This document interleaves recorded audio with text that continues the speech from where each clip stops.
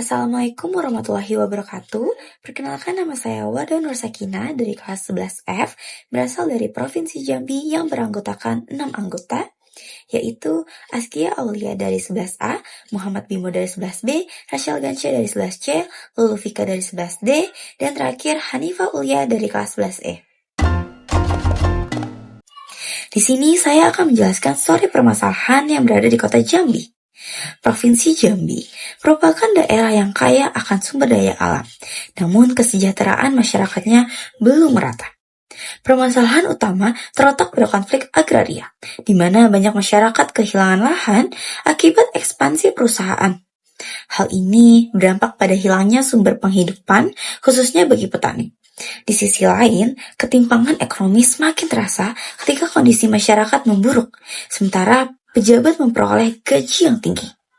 Kurangnya transparansi dalam kebijakan dan pengelolaan dana publik turut memperparah situasi. Akumulasi permasalahan ini mendorong mahasiswa untuk melakukan aksi menuntut keadilan, kesejahteraan, serta kebijakan yang lebih berpihak kepada rakyat.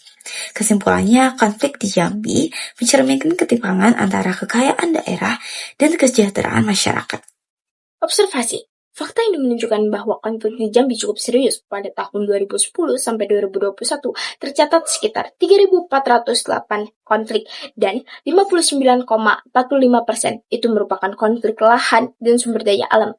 Pada tahun 2019, Jambi termasuk 10 provinsi dengan konflik agraria tertinggi di Indonesia dengan 17 kasus seluas 270.000 hektar. Selain itu, menurut Walhi atau bisa dibilang Wahana Lingkungan Hidup Indonesia, terdapat 1.156 kasus yang mencakup bencana ekologis, pelanggaran HAM, dan konflik agraria. Hingga Agustus 2025, masih ada 21 kasus konflik lahan yang belum terselesaikan. Bukti nyatanya terlihat dari konflik antara masyarakat dan perusahaan PT Wirangkarya Sakti, serta munculnya demonstrasi petani dan mahasiswa dan polusi udara akibat truk batu bara. Konflik Provinsi Jambi bukan sekedar masalah lahan, tapi bukti adanya ketimpangan struktural dalam pengolahan sumber daya alam. Daerah yang kaya justru tidak menjamin kesejahteraan rakyatnya, karena keuntungan lebih banyak dinikmati oleh perusahaan besar dari sudut PPKN. Ini menunjukkan otonomi daerah belum benar-benar berdiri, karena kebijakan penting seperti izin tambang masih didominasi pusat, sementara daerah-daerah hanya menunggu dampaknya. Selain itu, terjadi ketimpangan kewenangan antara pusat dan daerah yang menyebabkan kebijakan sering tidak sesuai dengan kondisi masyarakat lokal. Jika dilihat dari Pancasila, kondisi ini jelas bertentangan dengan sila kedua dan kelima, karena keadilan dan kemanusiaan belum terwujud bagi masyarakat kecil. Aksi mahasiswa yang muncul justru menjadi tanda bahwa negara belum sepenuhnya hadir melindungi rakyatnya. Kesimpulannya, konflik ini bukan hanya soal agraria, tapi juga kegagalan negara dalam mewujudkan keadilan sosial dan mengelola kekuasaan secara adil. Isu utama dari permasalahan ini yaitu konflik agraria berkepanjangan akibat ketidakjelasan pengelolaan lahan antara masyarakat, pemerintah, dan juga perusahaan. Konflik ini berkaitan dengan ketimpangan ekonomi, di mana penguasaan sumber daya alam seperti sawit, tambang, dan juga hutan lebih didominasi oleh pihak swasta atau pemodal besar, sehingga menimbulkan ketidakadilan bagi masyarakat lokal. Selain itu, terdapat konflik kebijakan akibat kurangnya sinkronnya pusat dan daerah yang berdampak pada penggusuran, ketidakpastian hukum, dan potensi kriminalisasi warga.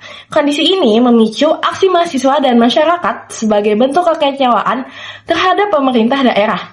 Secara keseluruhan, masalah ini mencerminkan ketimpangan, konflik kebijakan, dan ketidakadilan sosial dalam pengelolaan daerah. Di balik kekayaan batu bara dan sawit di Jambi, ada luka agraria yang mendalam. Masalah utamanya adalah ketimpangan.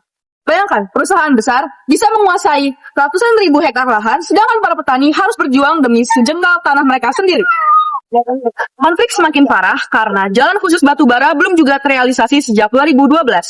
Itu membuat truk menguasai jalanan umum yang memicu kecelakaan serta polusi udara.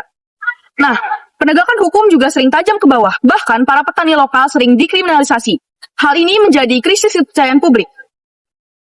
Apa yang harus dilakukan? Kita membutuhkan reforma agraria nyata dan penegakan hukum yang adil. Pemerintah harus berani audit lingkungan dan menindak tegas perusahaan. Pemerintah pusat dan daerah bersama Kementerian Agraria dan Tata Ruang atau BPN, Kementerian Lingkungan Hidup dan Kehutanan, serta Kementerian Energi dan Sumber Daya Mineral yang berwenang dalam konflik ini. Nah, di sini saya akan menjelaskan bagian saya, yaitu lesson. Yang pertama, saya akan menjelaskan nilai yang bisa diambil. Konflik di Jambi mengajarkan bahwa keadilan dalam pembagian lahan dan sumber daya itu sangat penting. Ketika ada ketimpangan antara perusahaan dan masyarakat, konflik jadi sulit dihindari. Selain itu, kita juga belajar pentingnya kejujuran dan transparansi dalam kebijakan, supaya tidak terjadi kesalahpahaman atau tumpang tindih aturan. Nah, konflik ini juga menunjukkan bahwa kepedulian terhadap masyarakat dan lingkungan harus diutamakan, karena dampaknya tidak hanya ekonomi, tetapi juga sosial dan alam. Yang kedua, sebagai warga negara, sikap yang ideal adalah peduli dan tidak apatis terhadap masalah di sekitar. Kita harus mau memahami kondisi yang terjadi dan menyampaikan pendapat dengan cara yang baik dan bertanggung jawab. Selain itu, penting untuk tetap taat hukum, tetapi juga sadar akan hak kita sebagai warga negara. Kita juga harus menjunjung nilai keadilan dan tidak memihak secara sembarangan. Yang terakhir, yang tidak kalah penting, yaitu setiap masalah sebaiknya diselesaikan dengan cara musyawarah dan dialog, bukan dengan kekerasan. Jangan begitu, solusi yang dihasilkan bisa lebih adil dan tidak merugikan pihak manapun.